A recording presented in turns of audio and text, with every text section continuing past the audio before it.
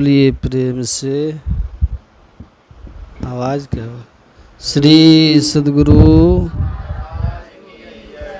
श्री सद्गुरु महाराज। जयकार करने से अंतःकरण की शुद्धि होती है, इसलिए जयकार श्रद्धा और प्रेम के साथ थोड़ा उच्च स्वर से करेंगे।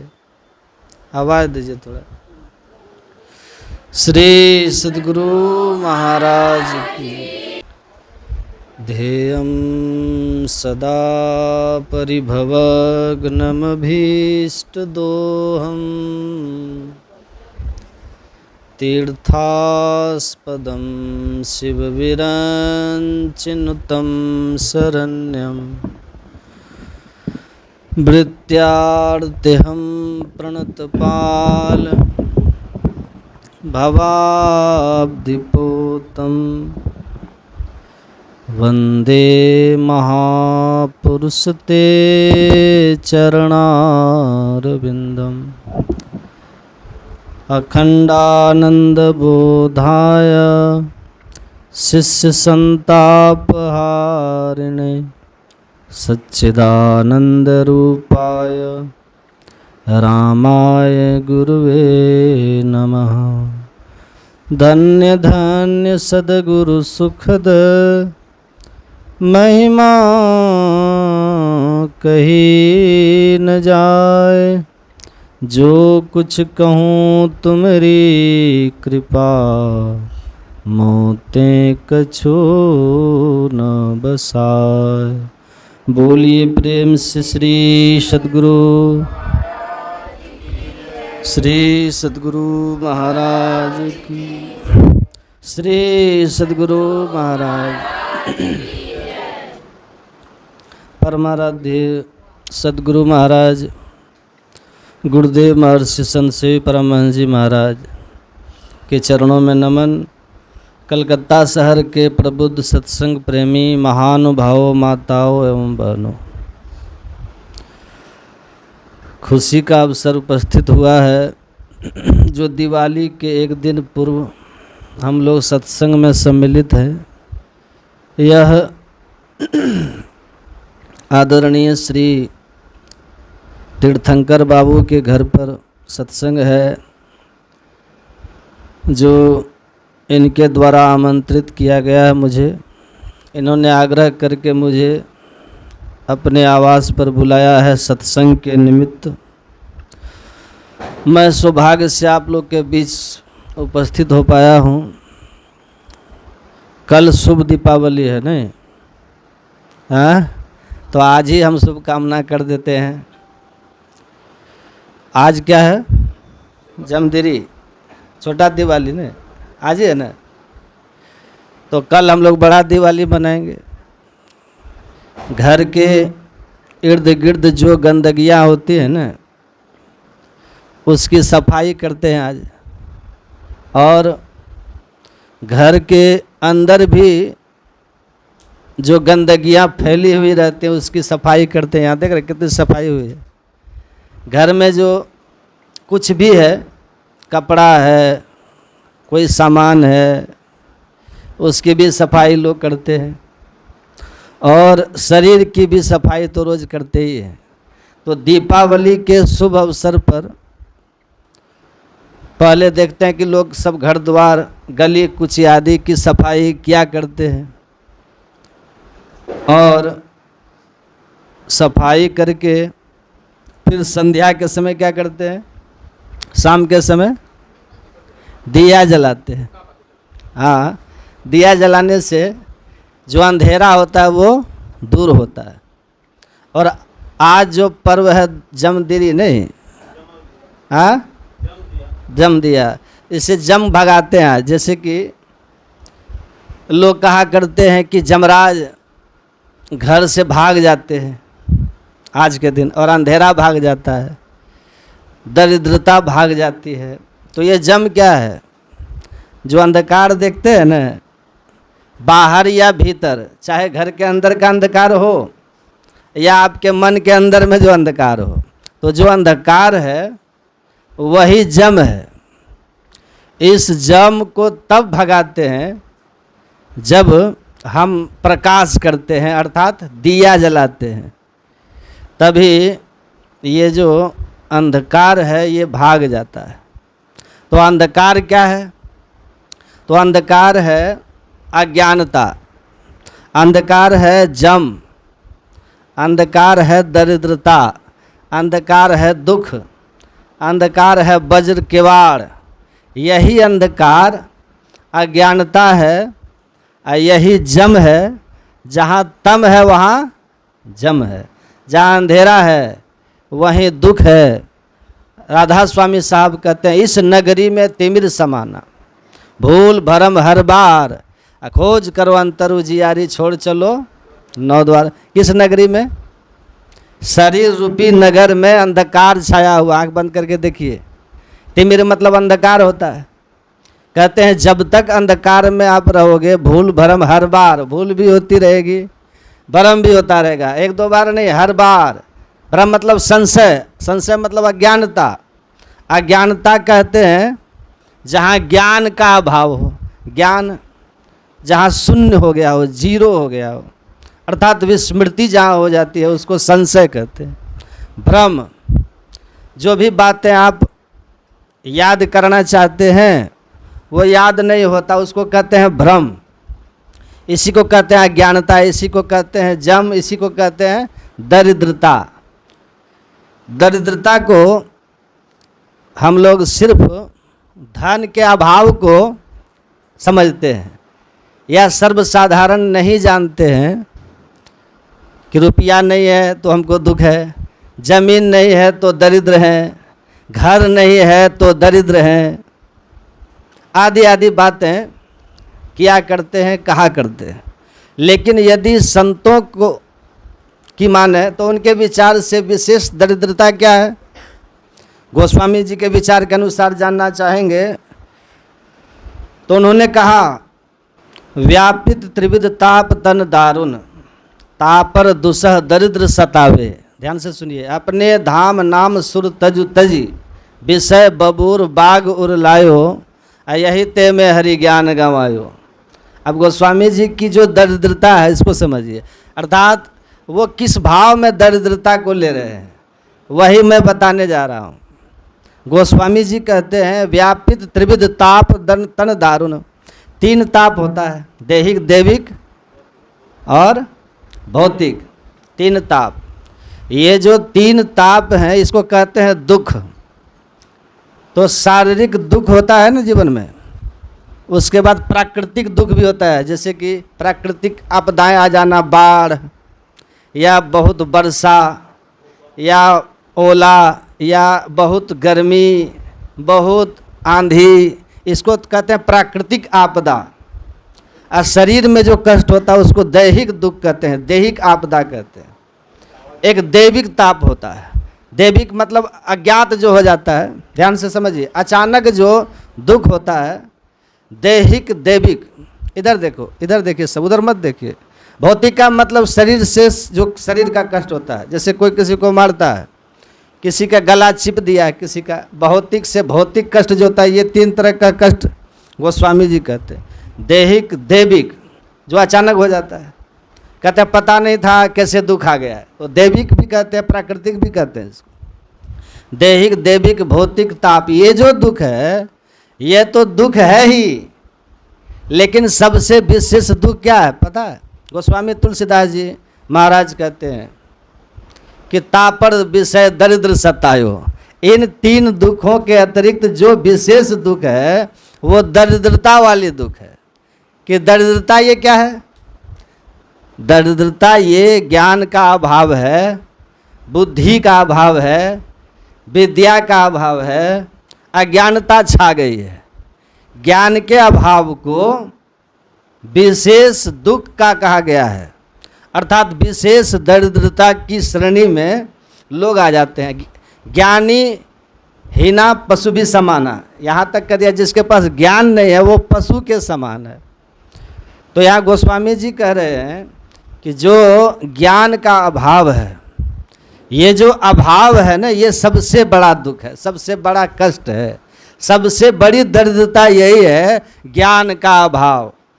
ज्ञान नहीं होना ये सबसे बड़ी दरिद्रता है।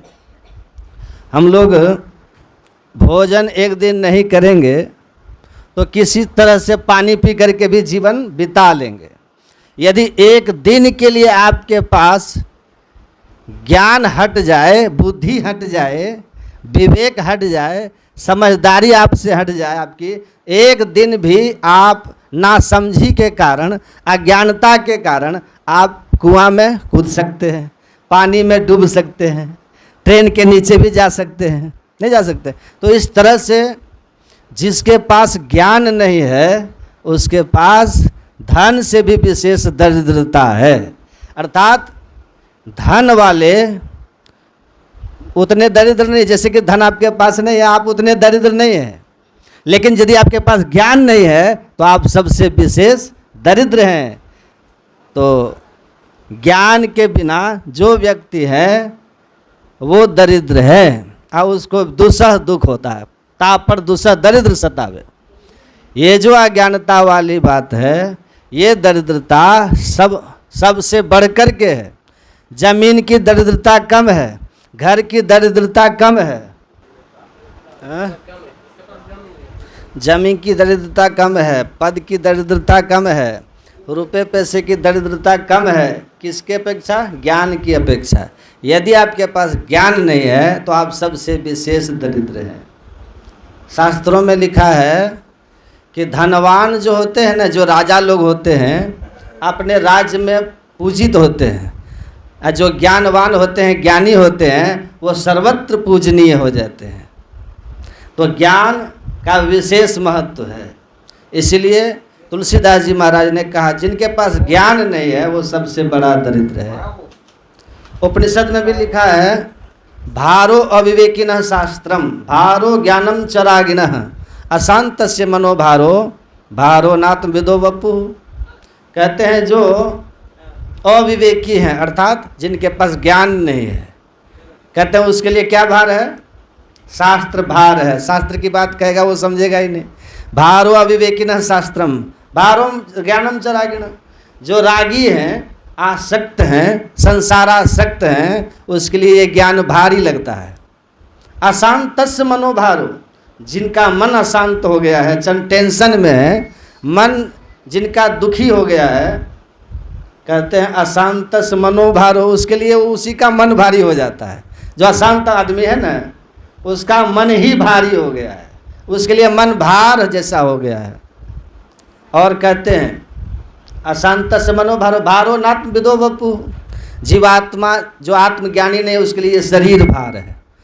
यदि ज्ञान होता है ना तो आपका जीवन सहज, सरल, सुगम और हल्का हो जाता है। जीवन में कोई चीज़ भारी नहीं होता, कोई टेंशन नहीं होता है। तो इसलिए ज्ञान की आवश्यकता है। तो हम लोग जो दीपावली मना रहे हैं, बाहर के दीपावली से बाहर का जो ज्ञान है, धन है, संपत्ति है, वही प्राप्त होगा बाहर की दिवाली से। और यदि अंदर की दिवाली मनाएंगे, दीपावली ध्यान करेंगे, तो आपको भीतर का ज्ञान होगा। वह ज्ञान प्राप्त करके आप जो है ना अपने जीवन को सफल बना सकते हैं। जो योग करते हैं, जो ध्यान करते हैं, बाहर का योग भी जरूरी है, अंदर का भी योग जरूरी है। बाहर में जो सत्संग सुनते हैं, इससे हमको ये ज्ञान होता है। कौन सा ज्ञान? श्रवण ज्ञान, भौतिक ज्ञान, बाहरी ज्ञान। और जब हम ध्यान करते हैं, अंतर का जब ध्यान करते हैं, तो हमको वास्तविक ज्ञान, सार ज्ञान, गूढ़ ज्ञान, आत्मिक ज्ञान होता है। इसलिए कहा गया है कि बाहर में भी आप सत्संग कीजिए, ये भी योग है। इसके बाद इस योग के बाद ध्यान योग है, तो ध्यान कीजिएगा, अंतर का सत्संग है। तो बाहर और भीतर दोनों तरह का सत्संग हो, इसी के लिए हम लोग बाहर में भी दिवाली मनाते हैं, दीपावली, और अंदर में भी दीपावली मनाते हैं। तो आप दोनों दीपावली मनाइए, बाहर का भी ज्ञान हो और अंतर का भी ज्ञान हो। बाहर में भी प्रकाश हो और अंदर में भी प्रकाश हो। बाहर की दरिद्रता खत्म, संपत्ति मिल जाए, और अंतर की दरिद्रता, अज्ञानता मिट जाए। इसके लिए ये सत्संग जरूरी है।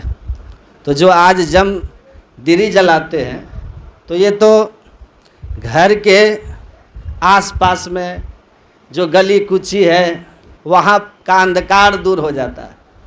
वो भी आप सब दिन नहीं जलाते हैं, कब जलाते हैं? वो भी आज के दिन पर्व के रूप में जलाते हैं जमदिरी को, और दूसरे दिन जमराज एक दिन भगाना चाहते हैं और दूसरे दिन से कहते हैं तुम रहो। क्यों? हम दूसरे दिन से दिया जलाएंगे ही नहीं, फुर्सत भी नहीं है लोग को, जलाना भी नहीं चाहते हैं। साल में एक दिन पर्व मना लिए बस हो गया, और उसके बाद अंधेरे में पड़े रहो, अंधकार में पड़े रहो। अरे दिया ही जलाना चाहते हो, देखिए आपको लगता है जमराज भागता है तो रोज़ जलाइए, है कि नहीं? तो रोज़ भागा हुआ रहेगा तो सुख शांति बनी रहेगी, तो रोज़ जलाइए।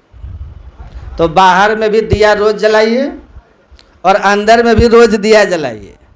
संत कबीर साहब ने कहा अपने घट दिया ना बारू रे, अपने शरीर रूपी घट में अंदर में दिया जलाओ। कैसे कैसे दिया जले? बाहर में दिया जलाते हैं, मिट्टी का होता है ना, दिया लेते हैं और कॉटन का कपड़ा होता है या रुई लेते हैं और उसमें तेल डालते हैं, फिर उसमें दिया जलने लगता है। तो कबीर साहब कहते अपने अंदर में भी दिया जलाओ, अपने घट दिया ना बारू रे। कैसे जलाओगे? नाम का तेल, सूरत की बाती और ब्रह्म अगिन उदगारू रे। नाम का तेल जो संत सतगुरु भेद बताते हैं ना, भेद जो जप करने के लिए नाम बतलाते हैं वो, दूसरा जो ध्यान करने के लिए नाम बतलाते हैं वो। दो तरह का नाम होता है, ध्यान से सुनिएगा।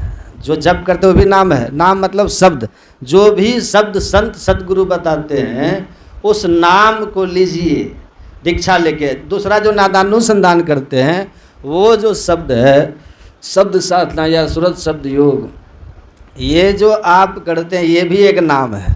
तो नाम रूपी तेल जो है उसके दिया में डालिए। दिया क्या है? शरीर है। शरीर रूपी दिया में नाम रूपी तेल डालिए, नाम का तेल। और बत्ती क्या बनाइएगा? सूरत की बाती। जो सूरत है, सूरत मतलब ख्याल, जो आपका ख्याल है अर्थात जो बहिर्मुखी ख्याल है, वो बहिर्मुखी ख्याल को अंतर्मुख कीजिए। अर्थात जो हमारी दृष्टि फैली हुई है, सूरत जो अभी फैली हुई है, जो पसरी हुई है, कहते हैं उसको समेटो। तो आप जो बत्ती बनाते हैं, बत्ती तो जैसे रुई का बनाते हैं, तो रुई तो उसको क्या करते हैं? चुटकी से उसको नोकदार बनाते हैं, नोकदार पतला बना देते हैं। या सूती का जो कपड़ा होता है उस कपड़े को आप क्या करते हैं? मोड़ते हैं, मोड़ते मोड़ते पतला बना लेते हैं, तब न बत्ती होती है। तो संत महात्मा लोग कहते हैं हमारी जो सूरत है ना अभी, वो सूरत अभी फंसी संसार में, ताते पड़ेगा दूर सूरत बांध सुस्थिर करो आठों पहर हुजूर। सूरत जो पसरी हुई है, फैली हुई है, कहाँ? विषय में, संसार में। ख्याल जो हमारा भटका हुआ है, कहते हैं गुरु मुक्ति के द्वारा, गुरु युक्ति के द्वारा, भजन भेद के द्वारा, साधन विशेष के द्वारा उस फैले हुए सूरत को समेटो। जब अंदर में दिया जलाएंगे, अपने घट दिया ना बारू रे, तो अंदर में क्या होगा? आपके अंदर में जब प्रकाश होगा तो कबीर साहब कहते जगमग ज्योत निहारो मंदिर में। अंदर में जो जगमग जगमग प्रकाश हो रहा है, गुरु महाराज ने भी कहा छट छट छट छट बिजली छट के भोर का तार दिखाता है, चंदा उगत उदय हो रवि हो धूर शब्द मिल जाता है। जब प्रकाश प्रदर्शित होता है, दिखाई देता है, तो खुशियाँ आती है। कहते हैं जगमग ज्योत निहारू मंदिर में तन मन धन सब वारू रे। जब आपके अंदर में प्रकाश हो जाएगा, प्रसन्नता जब हो जाएगी, तब कहते तन मन धन सब वारू रे। जब मैं अपने गांव में रहता हूँ, बच्चे में मेरे परिवार के लोग जब दीपावली के दिन पूजा करते हैं, लक्ष्मी पूजा करते थे, प्रकाश की पूजा करते थे, तो हमने देखा बचपन में कि माताएं लोग एक बर्तन में अक्षत पान, फूल, सुपारी और कुछ द्रव्य और गहना भी लाते थे, चाहे वो चांदी का हो या सोना का हो। तो जो सब बच्चे सब होते हैं उसकी पूजा करते थे हम लोग, जैसे कि अक्षत दोनों हाथ में लेकर के और उसको सिर पे चढ़ा देते थे। ऐसे इस तरह से पूजा करते थे, हो सकता है आशीर्वाद देते होंगे। इस तरह से पूजा होने के बाद फिर प्रसाद भी बांटते थे, जो भी मिठाई वगैरह कुछ भी उसमें होता था। तो हम लोग भी बचपन में जब बच्चे थे तो उन लोग को बताया जाता था कि आप सबके घर में तुम लोग जाओ, जो परिवार के सदस्य हैं सबको जाके प्रणाम करो, आप प्रणाम करके आशीर्वाद लो। तो हम लोग बड़े घर घर जाते थे, बड़े को प्रणाम करते थे, बुजुर्गों को प्रणाम करते थे, जो कुल परिवार में सदस्य होते थे उनको प्रणाम करते थे। और जब प्रणाम करने के लिए जाते थे, प्रणाम जब कर लेते थे तो इस तरह से प्रणाम के बाद जो भी प्रसाद रूप में मिलता था, तो कहते हैं जब आप ज्योति का पर्व मनाते हैं, ज्ञान का पर्व मनाते हैं, गुरु का पर्व मनाते हैं, तो खुशियाँ भी होती हैं। और जब खुशियाँ होती हैं तो आप कुछ प्रदान करते हैं। जैसे मान लिया जाए आपका पुत्र है, आपका बेटा है, आपकी आज्ञा का पालन करता है, तो आप उनकी सेवा से खुश होते हैं। तो खुश जब भी आप होते हैं तो क्या करते हैं, कुछ न कुछ देना चाहते हैं, वहाँ कंजूसी नहीं रहती है। कोई भी व्यक्ति किसी कारण से खुश हो जाता है, ऑटोमेटिक, वो नेचुरल है, प्राकृतिक है कि वहाँ उदारता आ ही जाती है। कोई भी हो तो उदारता कब आती है, जब हम खुश होते हैं। खुश कब होते हैं हम, जब हमारी कोई सेवा करता है। जब कोई भी व्यक्ति कुछ करते हैं किसी के प्रति, जब करते हैं तो वो व्यक्ति अगला खुश होता है, और जब खुश होता है तो मिलता है। तो दीपावली के दिन भी लोग खुशी में कुछ न कुछ बांटते हैं, मिठाई हो या पैसा हो, पैसा भी किसी किसी को देते हैं, मैंने देखा है। कबीर साहब कहते हैं यदि अंदर में प्रकाश हो जाता है, खुशियाँ हो जाती है, जगमग ज्योत निहारो मंदिर में, तब क्या होगा, तन मन धन सब वारू रे, सब कुछ समर्पित कर देते हैं। तन भी, मन भी, वचन भी, धन भी, सब कुछ उस खुशियों में आप सब चीज़ देना चाहते हैं। तन मन धन सब वारू रे, कहे कबीर सुनो भाई साधो, आपन काज समारू रे। कबीर साहब कहते हैं, हे साधु भाई, हे सज्जन, तन मन धन जो है ये तो समर्पित करते ही हैं, और क्या कहते हैं, कहते हैं आपन काज समारू रे। कहे कबीर सुनो भाई साधु, आपन काज समारू रे। तो कहते हैं कि जब खुशी हो जाती है, सब कुछ समर्पित करते हैं, तो अपने काम को संभालने कहते हैं। तो अपना काम क्या है, आप लोग जो प्रकाश आपको जो मिल गया, अंदर में खुशी हो गई हमको, तो हमारा जो अपना काम है, निज काम है, जो बचा हुआ है, क्या बचा हुआ है, अंदर में जब प्रकाश उत्पन्न होता है ना, तो वो आपको मिल गया, आप प्रसन्न तो हो गए। लेकिन उसके बाद भी कबीर साहब कहते हैं शब्द साधना है, अर्थात सुरत शब्द योग, नादानुसंधान का काम अभी बाकी है। तो कबीर साहब कहते हैं जो काम अपना बाकी है उस काम को पूर्ण करो, खुशी में मत भूल जाओ। सिर्फ प्रकाश मिल गया, इतनी खुशी में गफलत में मत रहो। उसके बाद शब्दानुभूति भी है, तो अपना काम जो बाकी है कहते वो समाजिए, उसको संभालिए। संत महात्मा सबके सावधान करते हैं, सिखाते हैं सबको कि संसार का जो काम है वो शरीर के लिए है, और जो साधन भजन ध्यान हम लोग करते हैं ना, वो निज काम है, अपना काम है। तो गुरु महाराज ने क्या कहा अपने काम के विषय में, सत्संग नित अरु ध्यान नित। ये जो सत्संग रोज करना है और ध्यान भी करना है, यही निज काम है। गुरु महाराज ने कहा नित प्रति सत्संग कर ले प्यारा, तेरा कार सरे सारा। आपका जो काम है वो बनेगा, कैसे बनेगा कहते रोज सत्संग करने के लिए, नित्य प्रति सत्संग कर ले प्यारा, तेरा कार सरे सारा। कार मतलब क्या होता है? काम। असार कार्य का निर्णय करके धर चेतन धारा। गुरु महाराज जी कहते हैं कि सार काम जो है उसका निर्णय कीजिए।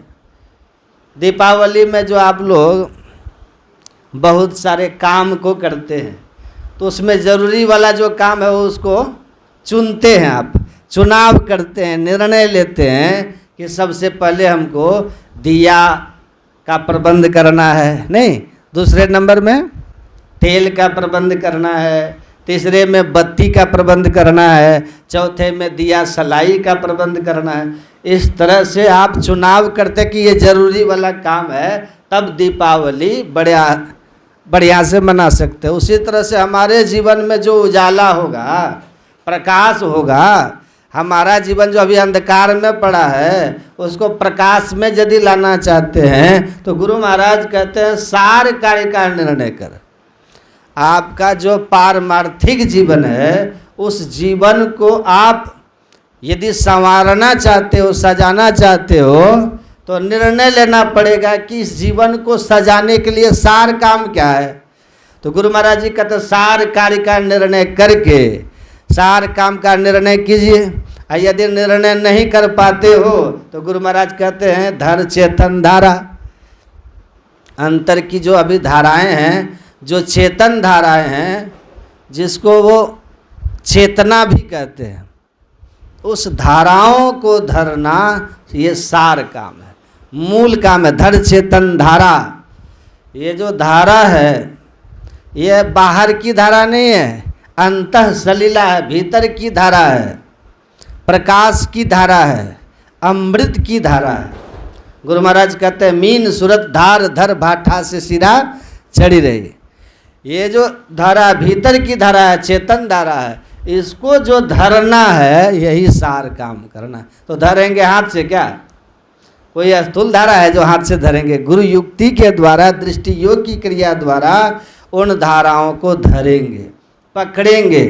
तो कहाँ पकड़ेंगे? गुरु महाराज जी कहते पिंड के पारा दसम द्वारे का आज्ञा चक्र में इस चेतन धार को हम धरेंगे, पकड़ेंगे।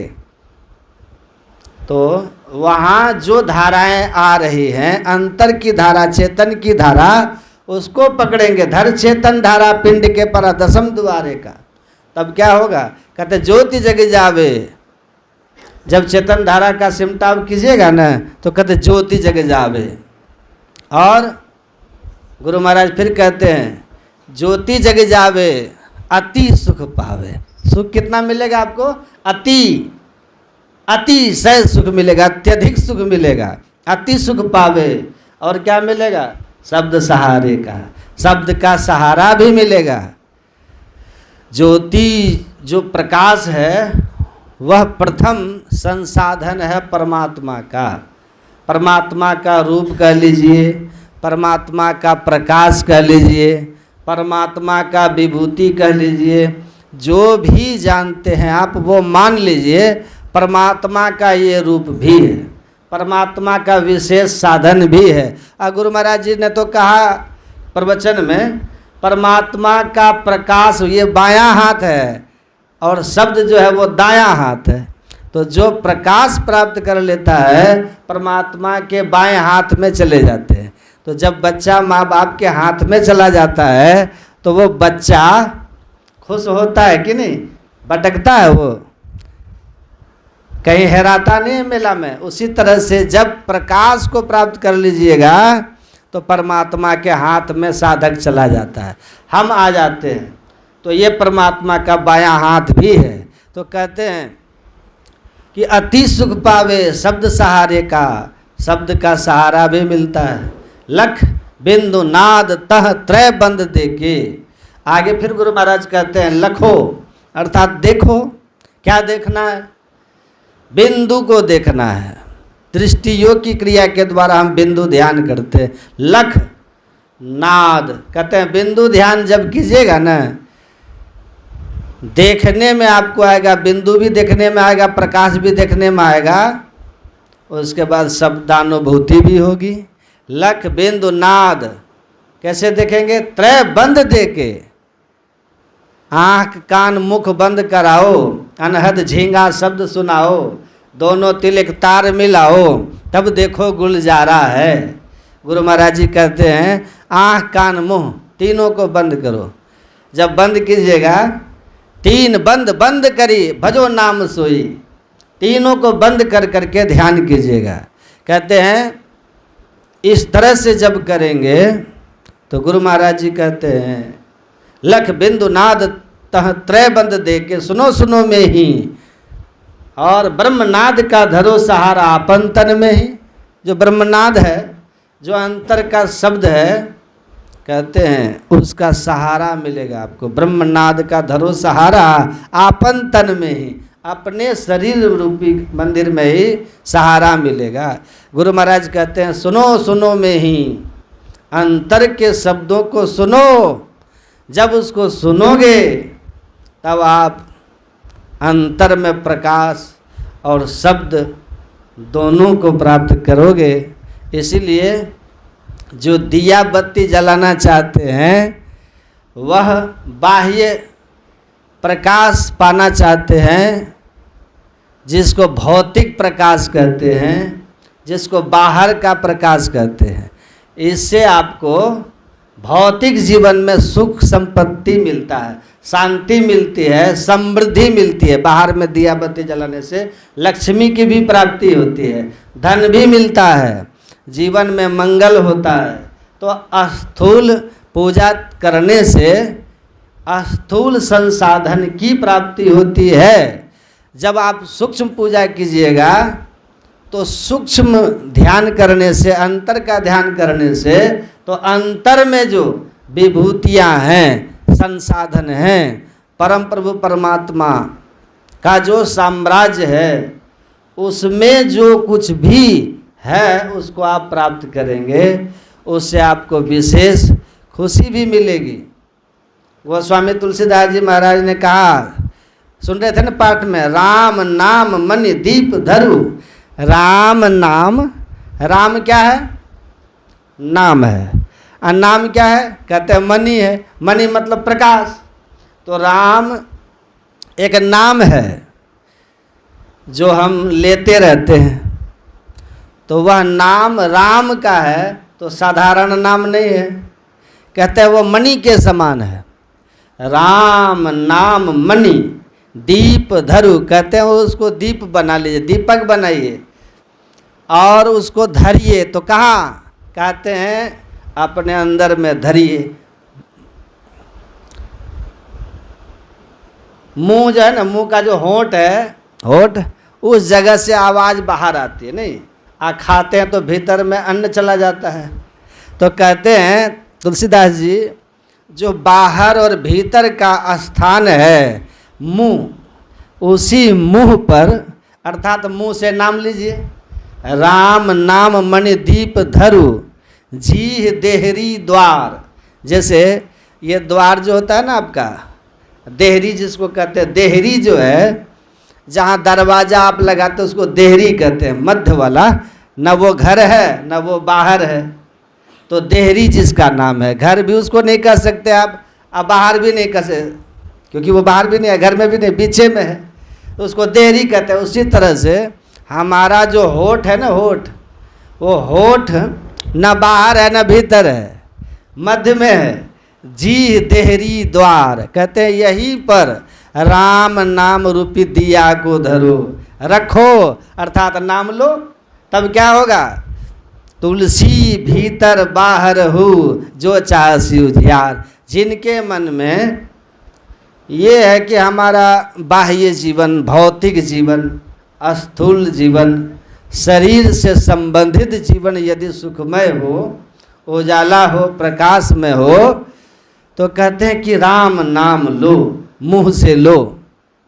तो उस जगह दिया रखो मुंह में, तब आपका बाहर तो उजाला होगा ही होगा। जो अंदर में अंधकार है ना, वहाँ भी उजाला हो जाएगा। इस तरह से यदि आप प्रकाश चाहते हैं, जीवन में सुख चाहते हैं, इस तरह से आपको जो संत महात्मा बताते हैं वो करना होगा। है ना। एक बात पर यदि आप लोग गौर कीजिएगा तो आपको पता चलेगा, बहुत ध्यान से सुनिएगा। गोस्वामी तुलसीदास जी कितने अच्छे ढंग से समझा गए। जो कहा गया है कि जीव देहरी द्वार, नींद आ रही है क्या? सुनिएगा ध्यान से, आँख खोल के सुनिए, मैं आपको ख्याल दिलाना चाहता हूँ। जब हम लोग गांव में दिया जलाते हैं तो देहरी पर भी जलाते हैं घरों में।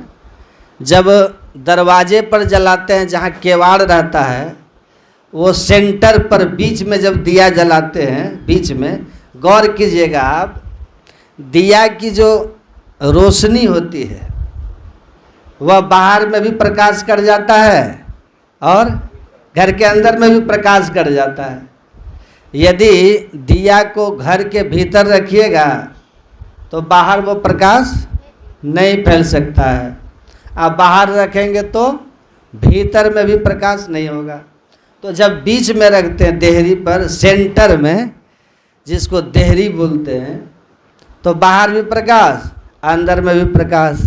तो गोस्वामी तुलसीदास जी महाराज कितना अच्छा ढंग से समझा गए कि यदि आप भगवान का नाम लेते हैं, गुरु का नाम लेते हैं, जो संत सदगुरु बताते हैं, उस नाम को यदि आप जीव से लेते हैं तो आपका भौतिक जीवन भी प्रकाशमान होगा और अंतर का जो है वो भी प्रकाशमान होगा।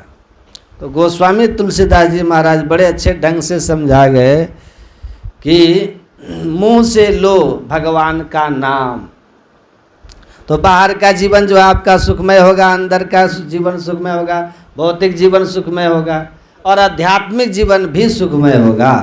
तो नाम लेने की जो महिमा है, जो तरीका है, संत सदगुरु से सीख करके, दीक्षा लेकर के यदि आप नाम लेंगे तो लोक और परलोक दोनों प्रकाशमान हो जाएगा।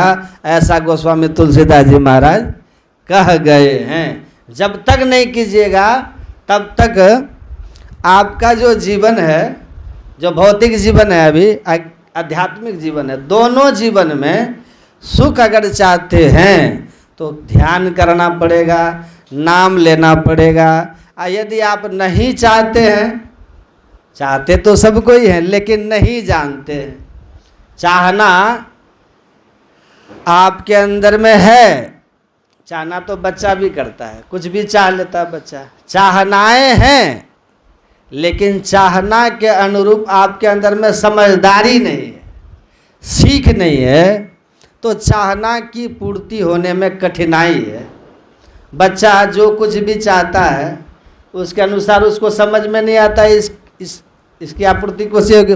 जैसे आप क्या चाहते हैं बताइए, जीवन में मंगल चाहते हैं कि नहीं, सुख चाहते हैं कि नहीं, शांति चाहते हैं ना, जीवन प्रकाशमय हो जाए। यदि वो चाहते हैं तो प्रकाशमय हो चाहते हैं, या सुख भी चाहते हैं, शांति भी चाहते हैं, मंगल भी चाहते हैं। इसके लिए तो आपको जानना पड़ेगा कि मंगल होता कैसे। जैसे हमारे गुरु महाराज ने लिखा, मंगल मूर्ति सदगुरु मिलवै सर्वाधार, मंगलमय मंगल करण बिनवो बारंबार।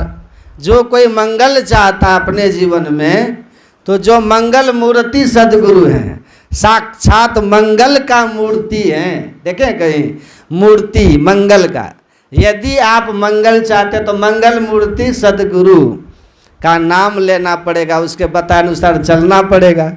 तब क्या होगा, मंगलमय मंगल करण, वो तो मंगल ही कर देंगे जीवन में आपका, बिनवो बारंबार। तो इस तरह से आप मंगल अगर चाहते हैं तो मंगल मूर्ति सदगुरु के शरण में आना पड़ेगा।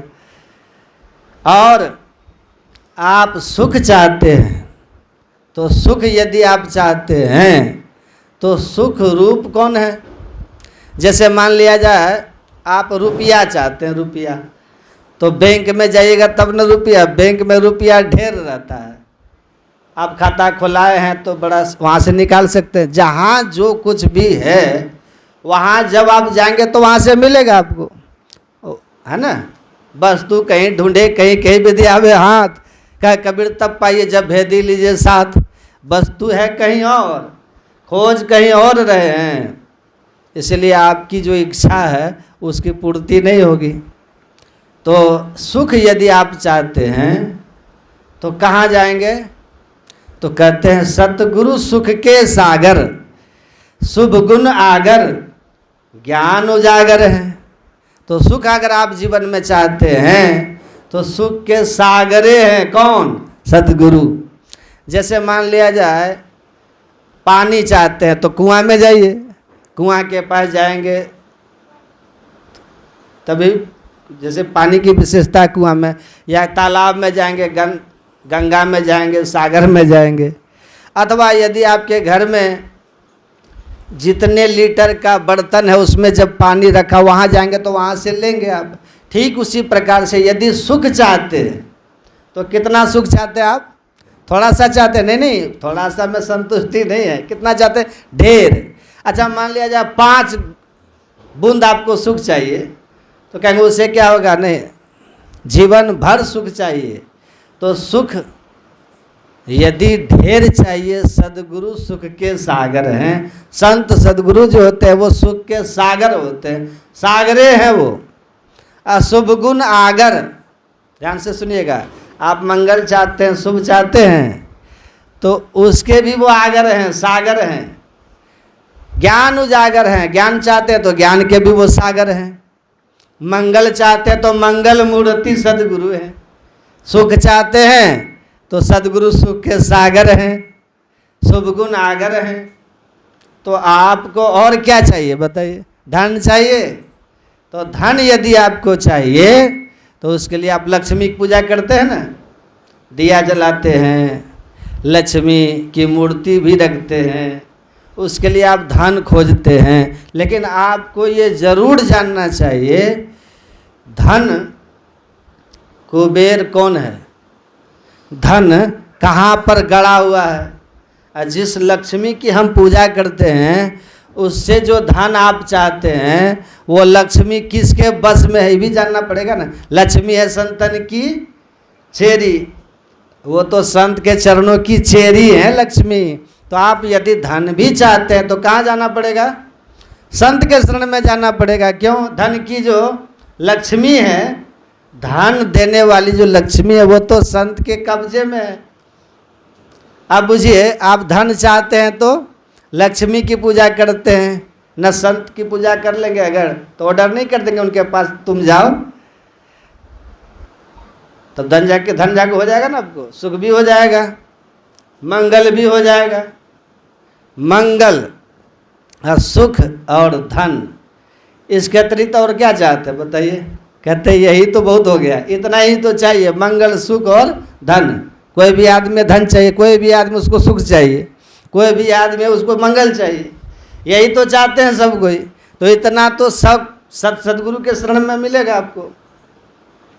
आप बारी बारी से किसी देवता की पूजा करते हैं, यदि एक दिन देवता संत सदगुरु की पूजा कर लीजिएगा तो सब कुछ मिल जाएगा कि नहीं मिल जाएगा?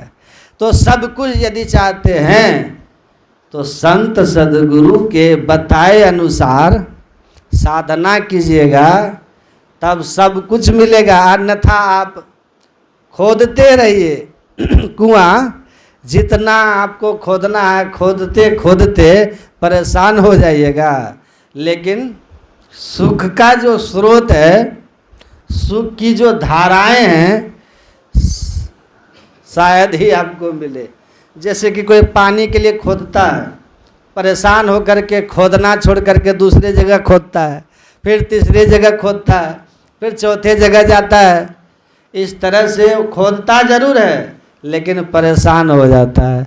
तब जब भेदी आप लीजिएगा, रहस्य जानने वाले को लीजिएगा, जो कोई जानते हैं भेद को, तब जाकर के आपको सुख मिलेगा, सही में शांति मिलेगी। अन्यथा धन तो मिलेगा लेकिन धन का जो मूल स्रोत है वो नहीं मिलेगा आपको। आप कमाइएगा जरूर, वृद्धि भी होगी, लेकिन जितना धन आपको चाहिए उतना नहीं मिल सकता। आप मंगल चाहते हैं छोटा छोटा पूजा पाठ करके, यदि वो सदगुरु की पूजा यदि कीजिएगा तो मंगल की मूर्तियाँ मिल जाएंगे। पूजा करते रहिए, मंगल पाते रहिए। गिरजा संत समागम सम न लाभ कछुआन, बिनु हरि कृपा न हो ही सो गावहि वेद पुराण। हे गिरिजा, संत समागम के समान दुनिया में कोई लाभ नहीं है। तो भगवान शंकर की भी बात मान लीजिए, माँ पार्वती की भी बात मान लीजिए, जिस किसी की भी बात मानना हो मानिए। रामायण की बात मानिए कि गीता की बात मानिए कि सदगुरु की बात मानिए। किसी बात को यदि आप मानिएगा तब तो आपको सुख शांति मिलेगी। एक संत हुए हैं गुलाल साहब, उन्होंने कहा उलट देखो घट में ज्योति पसार, बिन बाजे तह धुन सब होवे, बिगस कमल कचनार। कहता उलटने के लिए तो क्या सिरासन कीजिएगा? नहीं नहीं, सिरासन नहीं करना है। जो बहिर्वृत्ति है ना, भी जो बहिर्मुखी मन हो गया है उसको अंतर करो, भीतर करो। पिंड से ब्रह्मांड की तरफ ले जाओ, बाहर से अंदर की तरफ ले जाओ। हमारी जो अभी सूरत है वो बहिर्मुखी हो गई है, उसको कहते हैं अंतर्मुखी बनाओ। इस तरह से जब आप करेंगे तब कहते हैं आपके अंदर में उजाला होगा, प्रकाश। इस बात को यदि नहीं जानिएगा तो भटकन होगा, दुख होते रहेगा, शाश्वत सुख शांति जीवन में नहीं आएगी। एक बूढ़ी माता जी थी, शाम के समय उनके मन में हुआ कि साड़ी फट गई है, साड़ी सुई खरीद करके ले आते हैं, सिल लेंगे तो कल पहनने के काम में आएगा। वो माता जी पास के दुकान पर जाती हैं, दुकानदार से सुई मांगती है। पैसा लेकर के दुकानदार ने उस बूढ़ी को सुई दिया। वो बूढ़ी शाम के समय सुई लेकर के आ रही थी और जिस रास्ते से वो आ रही थी वो गली वाला रास्ता था, गली अंधकार वाला रास्ता था और उधर ऊबड़ खाबड़ रास्ता था। आ तो रही थी माता जी, ऊबड़ खाबड़ जमीन में पैर जो लग गया तो उनकी हाथ हिल गई। हाथ हिलने से वो सुई गिर गई। अब वो बूढ़ी आगे बढ़ती हैं, चली जाती है जहाँ म्यूनसिपलिटी का मोड़ था, जहाँ प्रकाश था, वहाँ ढूंढने लग जाती है सुई। एक कोई सज्जन आ रहा था, उसने देखा कि बूढ़ी कुछ ढूंढ रही है। उसने कहा कि माता जी आप क्या ढूंढ रही हैं? बोले बेटा मेरी सुई खो गई है, वही मैं ढूंढ रही हूँ। उनके दिल में दया आ गई, सोचा कि माता जी को मदद कर देते हैं सुई खोजने में, तो वो भी मदद कर दिए, करने लग गए। लेकिन सुई मिल नहीं रही थी। तब तक में एक और सज्जन आ गए। उसने पूछा आप लोग क्या खोज रहे हैं? बोले माता जी की सुई खो गई है, वही खोज रहे हैं। उसके भी मन में हो कि हम भी थोड़ा मदद कर देते, वो भी खोजने लगे। उसके बाद एक और आदमी आ गया। उसने पूछा आप लोग क्या बहुत देर से क्या खोज रहे हैं? बोले कि ये माता जी की सुई खो गई है, उसी को खोजने में हम लोग मदद कर रहे हैं। तीसरे सज्जन ने माता जी से पूछा कि माता जी ये बताइए ये सुई गिरी कहाँ है? आपकी नज़रें कमज़ोर हो गई हैं, हम लोग एक जगह नज़र गड़ा करके देखेंगे, सुई अवश्य मिल जाएगी, लेकिन ये बताइए कि सुई गिरी कहाँ पर है? बूढ़ी ने कहा कि बाबू सुई फलाने गली में गिरी है। बोले बड़ा विचित्र बात है, सुई गिरी है गली में, खोज हो रही है म्यूनसिपलिटी के पोल के पास। उसने कहा कि आप जहाँ क्यों खोज रहे हैं? बूढ़ी ने कहा बाबू गली में अंधकार है और यहाँ पर प्रकाश, इसलिए प्रकाश में खोज रही हूँ। उस आदमी ने कहा बस तू कहीं ढूंढे कहीं विधि आवे हाथ, कह कबीर तब पाइए जब भेदी लीजिए साथ। तो आप जिन वस्तु को ढूंढ रहे हैं, अर्थात जो आप सुख खोज रहे हैं, तो वह सुख है कहाँ, हेराया कहाँ है? ढूंढ जो रहे हैं कहाँ पर सुख है जो मिलेगा आपको? तो आप अपने मन से सुख तो खोजते हैं, लेकिन खोजते वहाँ हैं जहाँ आपको लगता है प्रकाश है, वहीं खोजते जहाँ लगता है कि मिल सकता है। लेकिन सुख तो अंधकार हो करके गुजरा हुआ है। आप सुख खोजना चाहते हैं तो अंतर्मुख होना पड़ेगा आपको, अंधकार को पार करना होगा आपको। तो आप ढूंढ कहीं और रहे हैं, सुख मिलेगा कहाँ से? इसलिए सुख को खोजने के लिए भीतर चलना पड़ेगा। एक बात कह करके विराम देना चाहूँगा। एक बार दिल्ली में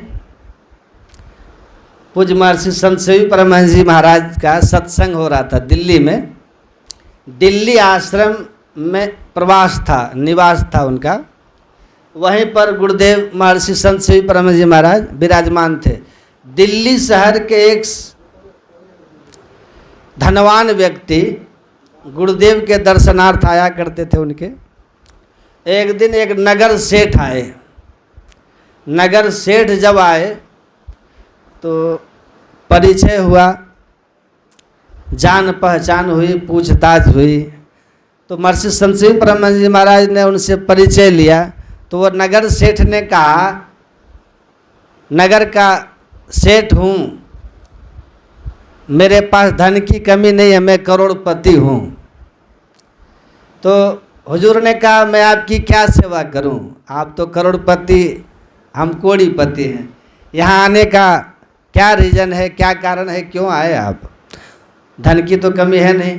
तो नगर सेठ ने कहा था कि महाराज, धन तो मेरे पास बहुत है, लेकिन मन में शांति नहीं है। इसी कारण से आपके पास आया हूँ। आपके अनुयायियों ने, सत्संगियों ने कहा कि एक संत आए हैं, चलिए दर्शन प्रसन्न करने, आशीर्वाद हो जाएगा तो आपको सुख शांति मिलेगी। इसी ख्याल से मैं आपके पास आ गया हूँ। तो हुजूर ने कहा कि यदि शांति किसी शहर में मिलती व्यक्ति, तो उस शांति को खरीद करके सबसे बड़े, क्योंकि आपके पास बहुत धन है, रुपया है, पैसा, खरीद करके आप रख लेते शांति। और जिस किसी को भी उसकी आवश्यकता पड़ती तो आपके यहाँ जाते खरीदने के लिए। लेकिन शांति किसी शहर में नहीं है, शांति किसी दुकान में नहीं बिकती है, शांति किसी शहर में नहीं मिलती। तब कहते हैं कि शांति हमारे अंदर में है और खोज बाहर में हो रही है।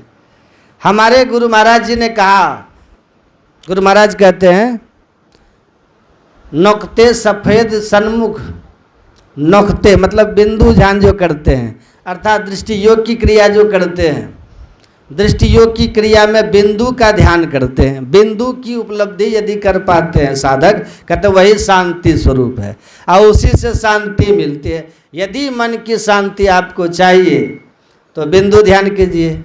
यदि धन की शांति चाहिए, फिर जो भी रोजगार है, जो काम सो करते रहिए। धन चाहिए, धन की शांति बाहर में है और मन की शांति अंदर में है।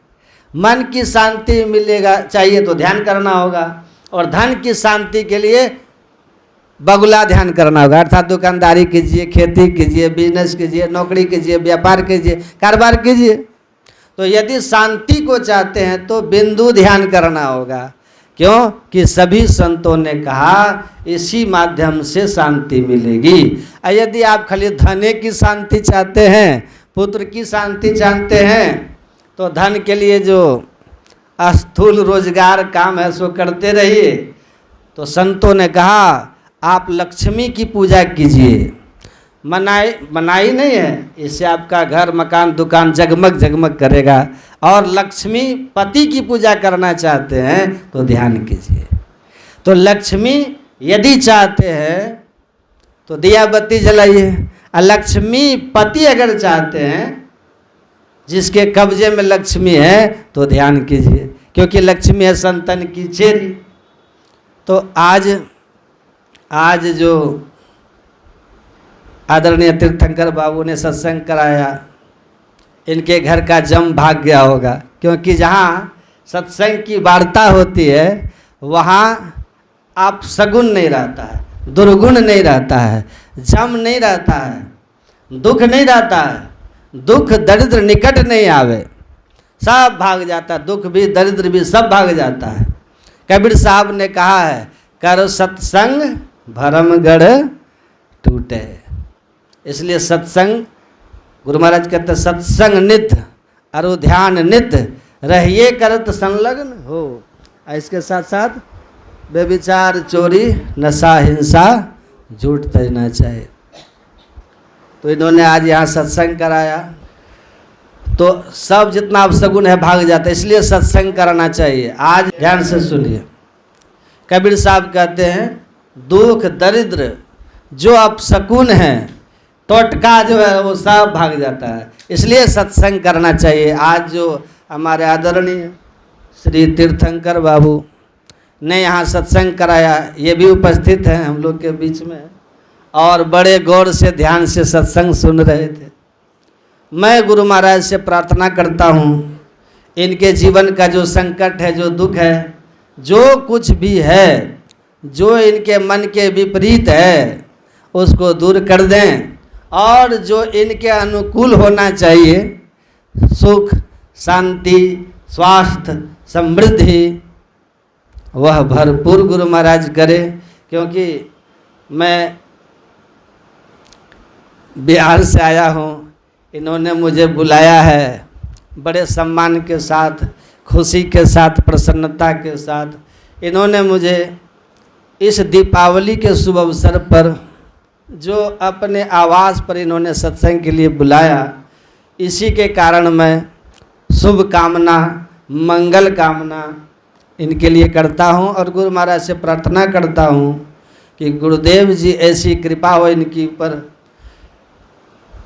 ये तो ध्यान करते ही हैं, सत्संग भी करते रहते हैं, कराते रहते हैं। यदि इनके मन में भी कुछ उपलब्धियां बाकी है, अंतः साधना की पराकाष्ठा बाकी है, अर्थात अंतर की उपलब्धियां यदि बाकी है, उस बाकी उधार को गुरु महाराज पूरा कर दे ताकि इनका जीवन धन धन हो जाए।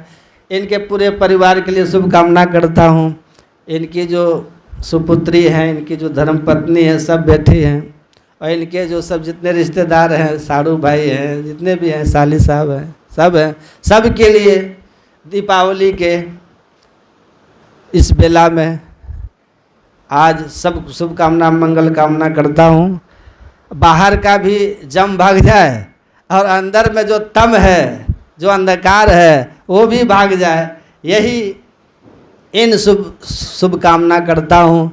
और हमारे श्रोता जितने भी बैठे हैं, जहाँ जहाँ से आए हैं और जो मोबाइल में देख रहे हैं, उन श्रोताओं के लिए, आप सबके लिए भी शुभकामना करता हूँ, मंगल कामना करता हूँ।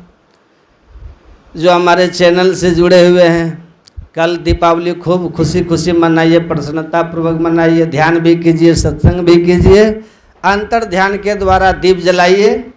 मैं आप सभी श्रोताओं से यही कहता हूँ कि बाहर जो दिवाली मनाइए, अंदर में भी दिवाली मनाइए। दोनों दिवाली मना करके आप अपने जीवन में खुशी प्राप्त कीजिए। यही मैं शुभकामना आप सबों के लिए करता हूँ और खूब बढ़िया से खाइए और खूब आनंद मनाइए। इन्हीं शब्दों के साथ वाणी में विराम। श्री सद्गुरु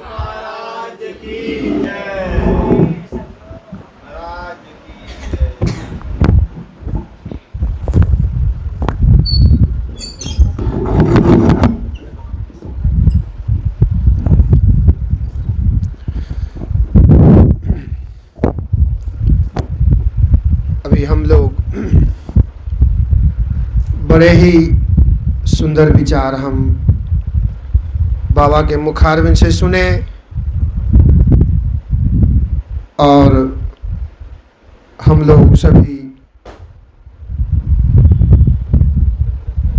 जितने भी हैं, सब लोग जो हैं पुण्य के जो हैं हकदार हुए आज। और यह सत्संग मेरी सफलतापूर्वक संपन्न हो रहा है। रात्रिकालीन भी स्तुति प्रार्थना होगा और कल सुबह भी होगा। सबके पास तो समय नहीं हो सकता है, लेकिन जिसके पास समय हो अवश्य सत्संग में भाग लेंगे। अभी हम लोग सब कोई भजमन सुने। बोलिए प्रेम से श्री सद्गुरु महाराज की। धीरे धीरे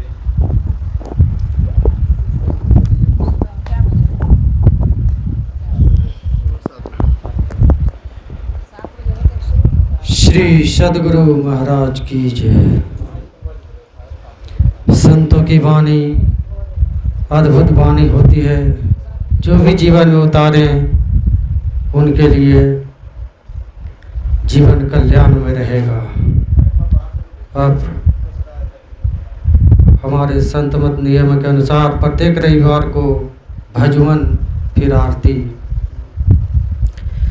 भजुमन सतगुरु सतगुरु सतगुरु जी, भजुमन सतगुरु सतगुरु उबारन जीवा चेतावन